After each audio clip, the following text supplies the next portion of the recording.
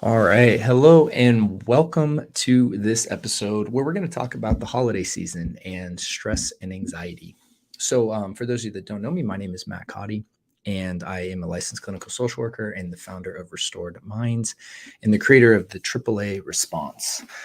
Before we dive into the episode, I would really appreciate if you just take a few seconds and like and subscribe, as well as even going as far as to leave a comment or review on iTunes to just help the show out and help us out.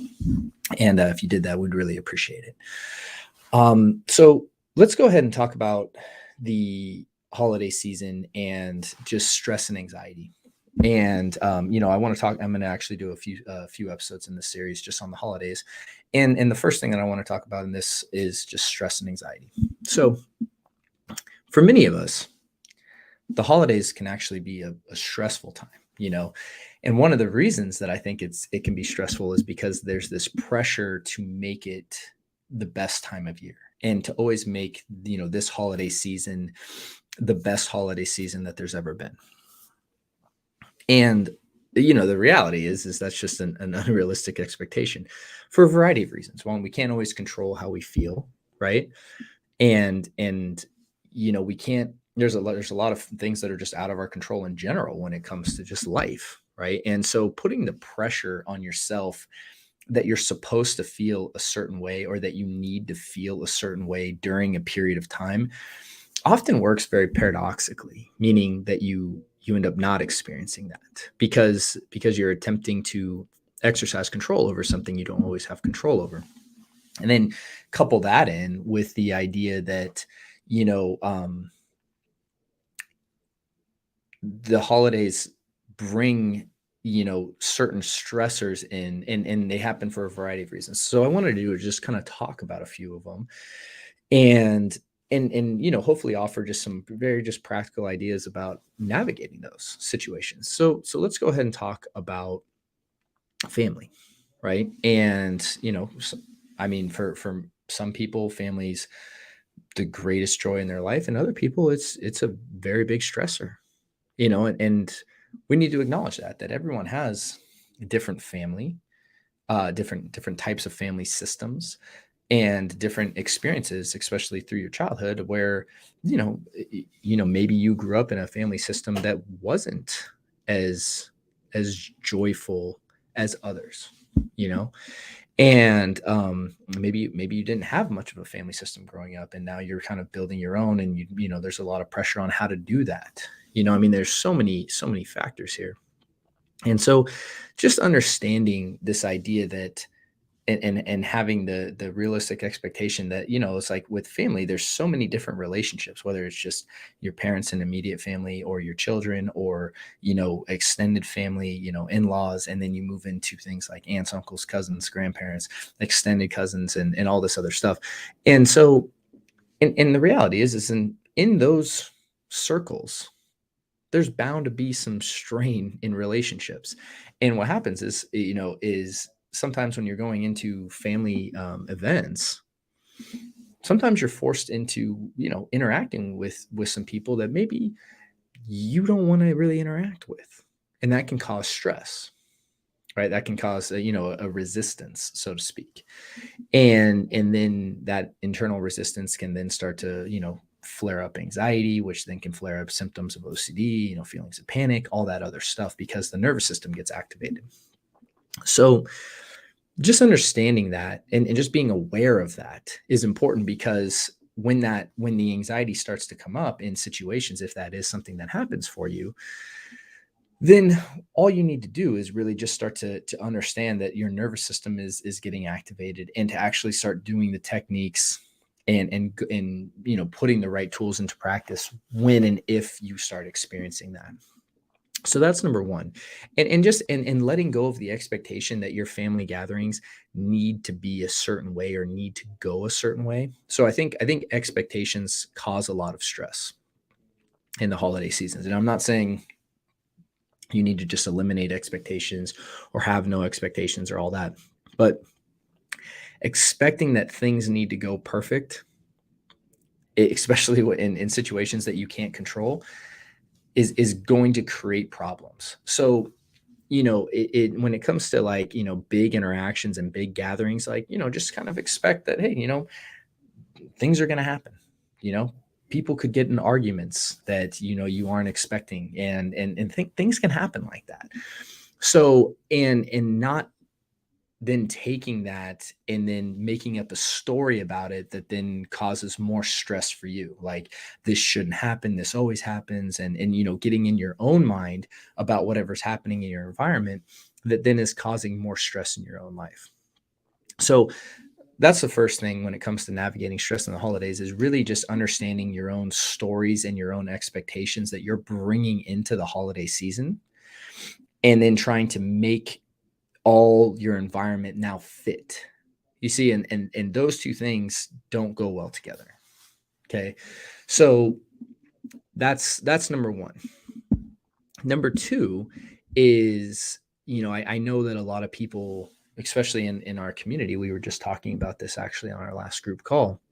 And if you're not in the community, you're interested in being a part of the community, you can fill out an application on our site, because and we do the calls twice a week, and we have a really just strong community. But anyways, on the last call, we were talking about the expectations that oftentimes we put on ourselves or socially put on ourselves. So like things like sending out Christmas cards every year, and how the Christmas cards have to be perfect, and and then we have to buy all these presents. And what happens is that we lose the spirit of what we're doing.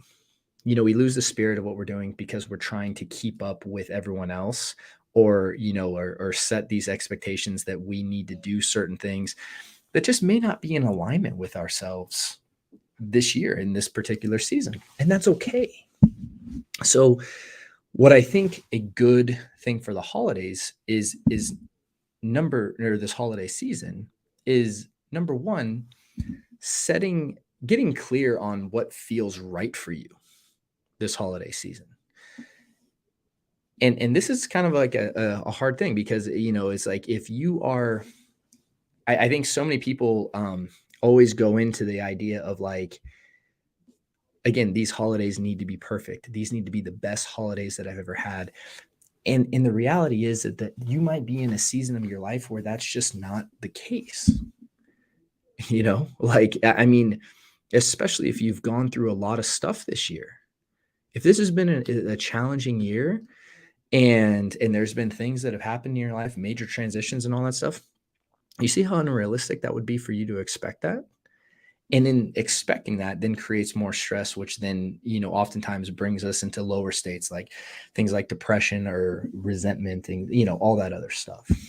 So what I think is important for all of us to do is to kind of check in with ourselves of like, okay, like what's in alignment for me during this season of my life?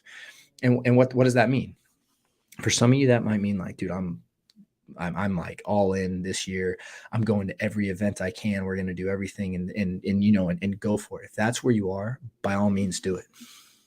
But for some of you, that also might mean, hey, actually what's in alignment for me is slowing down, which actually means that I need to say no to some stuff. And transparently, like that's what when I was checking in with myself, probably, 2-3 weeks ago, as I was kind of moving in to this season, I was kind of just like, what feels right for me? Like where am I? And what season am I in? And I was just kind of like, going at a slower pace just felt in alignment, like what I needed, which meant that it's not that I say no to things. It's not that I'm like saying no and I'm just staying in my home, for the whole season, but it's a thing where I'm going at a pace that I know is right for me. And if I feel like I'm outside of that, kind of barometer, or if I'm pushing the envelope, or if I'm kind of taking on too much, or if I'm doing too much, or then I reel myself back. And, it's not until pretty recently that I've started to live like this, where just really checking in and like, hey, what do I need? Because what a lot of people do is they ignore that, and then they just bury it. and they're just like, no, no, just go full steam ahead, keep grinding, keep pushing, you know, and it overextend, overextend, overextend. And the thing is that just will lead to burnout, which will lead to resentment, which will create all sorts of problems. So when you can do this stuff proactively and kind of just have these check-ins, and sometimes it's just saying no to that like one thing, that's enough, right? It's not about saying no to everything.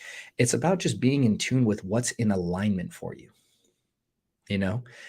And that will help so much. So you know, for you, if the idea of sending out Christmas cards, you know, let's just use that as an example because my wife, you know, we were sending them out, and we're really excited to send them out this year. But I mean, I know we got in a big discussion about this on the group because of just the constant pressure to send out Christmas cards and things like that when it doesn't always feel right, you know? And if that doesn't feel right to you, and you're only doing it to accommodate other people's feelings, check in with that and just get honest with yourself. And you know, it's like, hey, you know what? Actually, sending out an email to our close ones and sending out a few pictures, and maybe that would be a better way to do it this year. And if that feels right to you, then do that. You know, it's that self-care aspect of like what feels in alignment with me, what feels right to me. And instead of I'm going to prioritize everyone else's feelings over my own, I'm going to start aligning with what I need. And I'm going to start making decisions that are best for me.